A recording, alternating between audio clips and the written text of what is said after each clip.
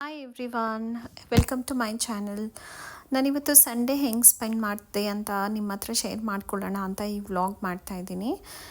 Sunday actually ನಾವೆಲ್ಲೋ ಹೋಗಬೇಕಾಗಿತ್ತು. ಆ ಪ್ಲೇಸ್ಗೆ ಹೋಗಿ ಆಮೇಲೆ ಅಲ್ಲಿ ಸ್ವಲ್ಪ ತುಂಬ ವೇಟಿಂಗ್ ಪೀರಿಯಡ್ ಇತ್ತು. ನಾವು ಕಾರ್ ಪಾರ್ಕಿಂಗ್ ಮಾಡಿ ಆಚೆ ಬಂದಿದ ತಕ್ಷಣ ನಾವು ನೋಡಿದ್ವಿ ಅಲ್ಲಿ ಒಂದು ಗಣೇಶನ ಟೆಂಪಲ್ ಇತ್ತು. ಸೊ ಅದಕ್ಕೆ ನಾನು ನಮ್ಮ ಹಸ್ಬೆಂಡ್ ಅಂದ್ಕೊಂಡ್ವಿ ನಾವು ಗಣೇಶ ಟೆಂಪಲ್ ವಿಸಿಟ್ ಮಾಡಬೇಕಂತ. ಅಲ್ಲಿ ಹೋಗಿ ಒಳಗೆ ನೋಡಿದಾಗ ಎಲ್ಲ ತುಂಬ ಸ್ಟೂಡೆಂಟ್ಸ್ ನೀಟ್ಸ್ ಬರೆಯೋ ಎಂಟ್ರೆನ್ಸ್ ಬರಿತಾ ಇರೋ ಸ್ಟೂಡೆಂಟ್ಸ್ ಎಲ್ಲ ಅಲ್ಲಿ ಬಂದುಬಿಟ್ಟು ಹಾಲ್ ಟಿಕೆಟ್ ಎಲ್ಲ ಇಟ್ಬಿಟ್ಟು ಪೂಜೆ ಮಾಡಿಸ್ತಾಯಿದ್ರು. ಅದನ್ನು ನೋಡ್ಬಿಟ್ಟು ತುಂಬ ಖುಷಿ ಆಯಿತು. ಆಮೇಲೆ ಹಾಗೆ ನಾವು ಟೆಂಪಲಿಂದ ಆಚೆ ಬಂದಿದ ತಕ್ಷಣ ಆಪೋಸಿಟಲ್ಲಿ ನೋಡಿದ್ರೆ ಸತ್ಯ ಸಾಯಿಬಾಬಾ ಟೆಂಪಲ್ಲು ಸಹಿತ ಇತ್ತು. ಅಲ್ಲೂ ಹೋದ್ವಿ. ಅಲ್ಲಿ ಹೋದರೆ 3 ಥರ ಮೂರ್ತಿ ಇದ್ದರು. ಸಾಯಿಬಾಬಾದ್ದು ಮತ್ತು ಅಮ್ಮಂದು ಹಾಗೆ ರಾಘವೇಂದ್ರ ಸ್ವಾಮಿದು ಇತ್ತು. ಸರಿ ಅಂತ ಅಂದ್ಕೊಂಡು ನಾವು ಅಲ್ಲಿನೂ ಸ್ವಲ್ಪ ಒಂದು 5-10 ಮಿನಿಟ್ಸು ಟೈಮ್ ಸ್ಪೆಂಡ್ ಮಾಡಿದ್ವಿ. ಅಲ್ಲಿ ತುಂಬ ಪೀಸ್ಫುಲ್ ಇತ್ತು. ಏನೋ ಜಾಸ್ತಿ ಜನದೇನು ಗಲಾಟೆ ಏನೂ ಸೌಂಡೇ ಕೇಳಿಸ್ತಾ ಇರಲಿಲ್ಲ. ಅದಕ್ಕೆ ಅಲ್ಲೇ ಒಂದು 5 ಮಿನಿಟ್ಸ್ ಕೂತ್ಕೊಂಡ್ವಿ. ಆಮೇಲೆ ಲಂಚ್ ಟೈಮ್ ಆಗೋಯಿತು. ನಾನು ನಮ್ಮ ಹಸ್ಬೆಂಡ್ ಅಂದ್ಕೊಂಡ್ವಿ ಎಲ್ಲಾದರೂ ಲಂಚ್ ಹೋಗಬೇಕು ಅಂತ. ನಾವು ಇಂದಿರಾನಗರ್ಗೆ ತುಂಬ ನಿಯರ್ ಇದ್ವಿ. ಸೊ ಅದಕ್ಕೆ ನಾವು ಅಂದ್ಕೊಂಡ್ವಿ ಸೀಕ್ರೆಟ್ ಸ್ಟೋರಿ ಅಂತ ರೆಸ್ಟೋರೆಂಟ್ಗೆ ಹೋಗೋಣ ಅಂತ. ಅಲ್ಲಿ ಹೋಗಿ ನೋಡಿದರೆ ನಾನು ಈ ರೆಸ್ಟೋರೆಂಟ್ಗೆ ತುಂಬ ದಿನದಿಂದ ಬರಬೇಕಂತ ಅನ್ಕೋತಿದ್ದೆ. ಬಿಕಾಸ್ ನಾನು ಇದ್ರ ಮೇಲೆ ತುಂಬ ವೀಡಿಯೋಸ್ ಮತ್ತು ತುಂಬ ರಿವ್ಯೂಸ್ ಎಲ್ಲ ನೋಡಿದ್ದೆ. ಬಟ್ ಅಲ್ಲಿ ಹೋದಾಗ ನಂಗೆ ಆ್ಯಕ್ಚುಲಿ ಫ್ರ್ಯಾಂಕಾಗಿ ಹೇಳಬೇಕಂದ್ರೆ ನನಗೇನು ಆ್ಯಂಬಿಯನ್ಸ್ ಎಲ್ಲ ಅಷ್ಟೊಂದು ಗ್ರೇಟ್ ಅನ್ನಿಸ್ಲೇ ಇಲ್ಲ. ಬಟ್ ಇಟ್ಸ್ ಓಕೆ ಅಂತ ಅಂದ್ಕೊಂಡೆ. ಮೋಸ್ಟ್ಲಿ ಫುಡ್ ಚೆನ್ನಾಗಿರ್ಬೋದು ಅಂತ ಅನ್ಕೋತಾ ಇದ್ದೆ. ಆಮೇಲೆ ಮೆನು ಎಲ್ಲ ತೊಗೊಂಡ್ಬಿಟ್ಟು ನಾನು ಫುಡ್ಡೆಲ್ಲ ಸೆಲೆಕ್ಟ್ ಮಾಡಿದೆ ಏನೇನು ಆರ್ಡರ್ ಮಾಡಬೇಕು ಅಂತ ಹೇಳಿಬಿಟ್ಟು. ಆಮೇಲೆ ಸ್ವಲ್ಪ ಫೋಟೋ ಎಲ್ಲ ತೆಗೆಸ್ಕೊಳ್ಳೋಣ, ಸ್ವಲ್ಪ ರೆಸ್ಟೋರೆಂಟ್ನ ಎಕ್ಸ್ಪ್ಲೋರ್ ಮಾಡೋಣ ಅಂತ ಅಲ್ಲಿ ಅವ್ರದ್ದು ಓಪನ್ ಸ್ಪೇಸಲ್ಲಿ ಸಹಿತ ಟೇಬಲ್ಸ್ ಎಲ್ಲ ಹಾಕಿದ್ದಾರೆ. ಅಲ್ಲಿ ಹೋದೆ. ಅಲ್ಲಿ ಹೋಗಿ ನೋಡಿದರೆ ಇಂದಿರಾನಗರ ಅಂತೂ ಒಬ್ವಿಯಸ್ಲಿ ನೋಡೋಕ್ಕೆ ತುಂಬ ಚೆನ್ನಾಗಿದೆ. ನಾನು ಅಲ್ಲಿ ಸ್ವಲ್ಪ ವೀಡಿಯೋ ತಗೊಂಡೆ. ಆಚೆ ಆ ಪ್ಲೇಸು ತುಂಬ ಚೆನ್ನಾಗಿತ್ತು. ಆ್ಯಕ್ಚುಲಿ ನೀವು ಈ ಲೇನಲ್ಲಿ ಬಂದುಬಿಟ್ರೆ ತುಂಬ ರೆಸ್ಟೋರೆಂಟ್ಸ್ ಇದೆ. ತುಂಬ ಅಂದರೆ ತುಂಬ every building is like a different restaurant, cafe ಆ ಥರ ಇತ್ತು. ಆಮೇಲೆ ನಾನು ಇಲ್ಲೊಂದು ಸ್ವಲ್ಪ ಫೋಟೋ ಸೆಷನ್ ಎಲ್ಲ ಮಾಡಿದೆ. ನಮ್ಮ ಹಸ್ಬೆಂಡ್ ಹೇಳ್ತಾಯಿದ್ರು, ಅಯ್ಯೋ ಎಷ್ಟು ಫೋಟೋಸ್ ಎಲ್ಲ ತಗೋತೀಯ ನೀನು, ಸಾಕು ಬಿಟ್ಬಿಡು ನನಗೆ ಅಂತ. ಸರಿ ಅಂತ ಅಂದ್ಕೊಂಡು ನಾನು ಆಮೇಲೆ 1-2-3 ಫೋಟೋ ತೆಗೆಸ್ಕೊಂಡ್ಬಿಟ್ಟು 1-2-3 ಸ್ಪಾಟಲ್ಲಿ ಫೋಟೋ ತೆಗೆಸ್ಕೊಂಡೆ. ಆ್ಯಕ್ಚುಲಿ ನಾಟ್ 2-3 ಅಂದರೆ ಒಂದು 20-30 ಪಕ್ಕ ತೆಗೆಸ್ಕೊಂಡಿರ್ತೀನಿ. ಆಮೇಲೆ ನಮ್ಮ ಹಸ್ಬೆಂಡ್ ಹೇಳಿದರು, ಫಸ್ಟು ನೀನು ಫುಡ್ಡೆಲ್ಲ ಫುಲ್ ಆರ್ಡರ್ ಮಾಡಿಬಿಟ್ಟು ಆಮೇಲೆ ನೀನು ವೀಡಿಯೋಸ್ ಎಲ್ಲ ತೆಕ್ಕೋ ಅಂತ. ಸರಿ ಅಂತ ಅಂದ್ಕೊಂಡು ನಾನು ಫುಡ್ ಏನೇನು ಬೇಕೋ ಎಲ್ಲ ಆರ್ಡರ್ ಮಾಡಿಬಿಟ್ಟು ಆಮೇಲೆ ನಾನು ಬಂದುಬಿಟ್ಟು ಇಲ್ಲೊಂದು ಸ್ವಲ್ಪ ವೀಡಿಯೋಸ್ ಎಲ್ಲ ತಗೊತಾ ಇದ್ದೆ. ಆ್ಯಕ್ಚುಲಿ ಇದು ಬಾರ್ ಆ್ಯಂಡ್ ಕಿಚನ್ನು. ನಾನು ತುಂಬ ಎಕ್ಸ್ಪೆಕ್ಟೇಷನ್ ಇಟ್ಕೊಂಡಿದ್ದೆ ಫುಡ್ ಬಗ್ಗೆ. ನಾನು ಇದನ್ನು ಒಂದು ಕೂಲ್ ಡ್ರಿಂಕ್ಸ್ ಆರ್ಡರ್ ಮಾಡಿದ್ದೆ. It's a non alcoholic cool drink. Actually ನಾನು ಆಲ್ಕೋಹಾಲ್ ಯಾವುದ್ರಲ್ಲೂ ತೊಗೊಳಲ್ಲ. ಸೊ ನಮ್ಮ ಹಸ್ಬೆಂಡ್ ಹೇಳಿದ್ರು, ಮೋಸ್ಟ್ಲಿ ಇದೊಂದು ಕಲರ್ ನೋಡಿಬಿಟ್ಟೆ ನೀನು ತೊಗೊಂಡಿದ್ಯಾ ಅನಿಸುತ್ತೆ ಅಲ್ವಾ ಅಂಥೇಳಿ.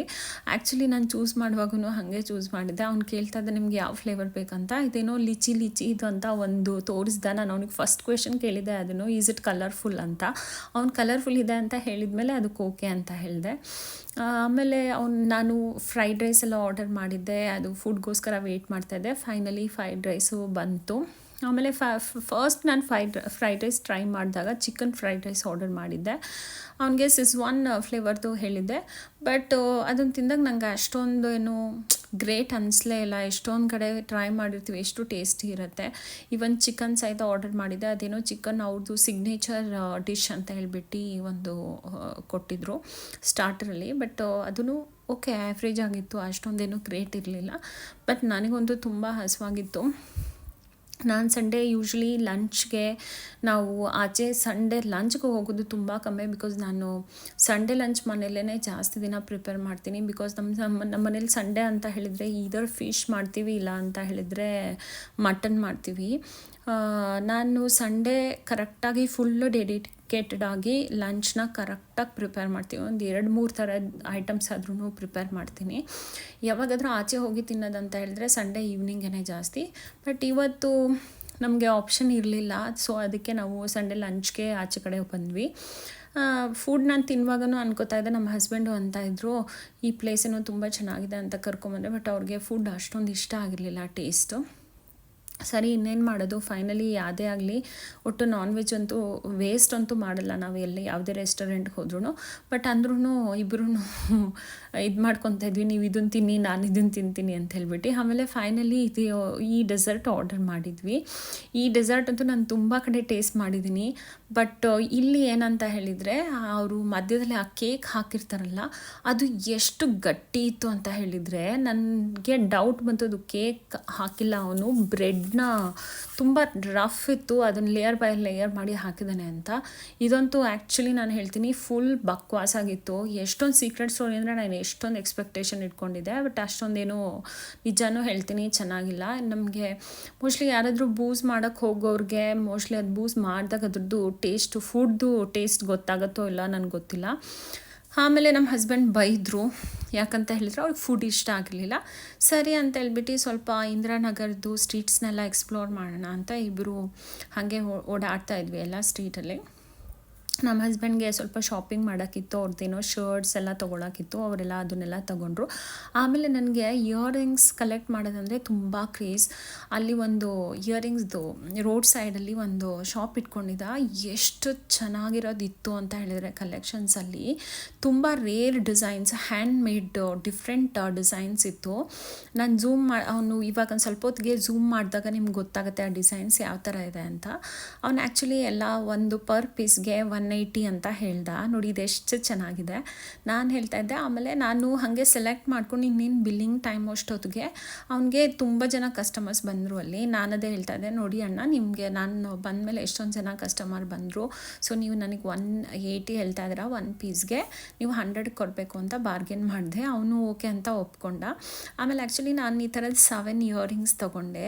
ಎಲ್ಲದೂ ಒಂದಕ್ಕಿಂತ ಒಂದು ಚೆನ್ನಾಗಿದೆ, ಆ್ಯಂಡ್ ಎಲ್ಲದೂ ಇದು ಹ್ಯಾಂಡ್ ಮೇಡು ಮತ್ತು ಡಿಫ್ರೆಂಟ್ ಆಗಿದೆ. ನಾವು ಏನು ನಾನು ಮಾಡ್ತಿದ್ದೆ ಅದಕ್ಕಿಂತ ಇದು ತುಂಬ ಎಕ್ಸ್ಕ್ಲೂಸಿವ್ ಆಗಿನ್ನ ತುಂಬ ಡಿಫ್ರೆಂಟ್ ಆಗಿತ್ತು. ಸೊ ಅದಕ್ಕೆ ಇದೊಂಥರ ಕಲರ್ಫುಲ್ ಆಗಿತ್ತು, ಇದೂ ಒಂದು ಕಲೆಕ್ಷನ್ ಇಟ್ಕೊಳ್ಳೋಣ ಅಂತ.